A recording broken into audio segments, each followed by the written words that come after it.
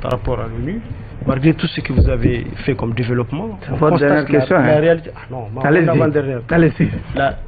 la réalité, c'est que les Maliens semblent approuver massivement quand même la démarche du Premier ministre. En atteste d'abord l'accueil qui lui a été réservé, comme un certain accueil vous avez été réservé de votre retour de Kidal. Vous n'avez pas l'impression, avec tout ça, de vous complaire dans un isolement avec tout ce que ça peut avoir comme implication politique? Je l'ai dit tout à l'heure, Keita, je vois d'abord le pays avant de voir mon destin personnel, avant de voir les élections. Aujourd'hui, le pays est menacé. Sauvons-le avant de penser à qui peut être président ou pas. Moi, ça, c'est un peu ma démarche. La deuxième chose, je comprends la popularité de nos autorités actuelles. Parce que les Maliens... Non, ça repose aussi sur ce que les gens, l'ensemble de la population considère comme une marque de souveraineté. Exactement. Qui n'est pas non plus... Je vais arriver. Je comprends la popularité actuelle. Je comprends la popularité actuelle parce que beaucoup de nos compatriotes souffrent dans leur chair par rapport à ce qu'ils vivent. Et beaucoup de nos compatriotes placent de l'espoir dans le régime actuel.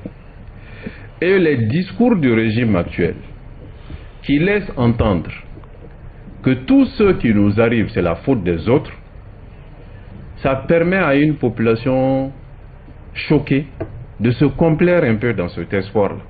Ce qui m'arrive, ce n'est pas ma faute, c'est la faute de l'autre. Généralement, on soutient ça plus facilement que de dire ce qui arrive.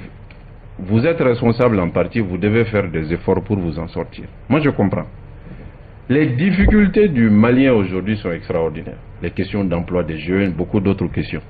Donc, mobiliser vis-à-vis d'ennemis extérieurs, on le voit dans d'autres contextes, c'est très facile. Allez-y. Mais il faut quand même me permettre de dire une chose. Oui. Nos autorités, elles, savent les vrais enjeux du pays parce qu'ils ont les informations. Il faut qu'ils se départissent de ce discours qui, demain et après-demain, ne résoudront pas les problèmes du pays. Il faut qu'ils se départissent de ce discours et viennent sur les vrais enjeux du pays et le montrent aux populations. Moi, je pense que cela est absolument indispensable. Sinon, l'amour d'aujourd'hui peut se transformer très rapidement en une haine féroce demain. Nous l'avons vu. Ibeka a été massivement soutenu ici et massivement combattu. Parce que ceux qui vous aiment aujourd'hui, s'ils voient que malgré tout ce que vous dites, les résultats ne viennent pas, l'amour se transformera en haine. Et c'est ce que je veux éviter à nos autorités. D'accord. Allez-y, Chana. Monsieur le Premier ministre,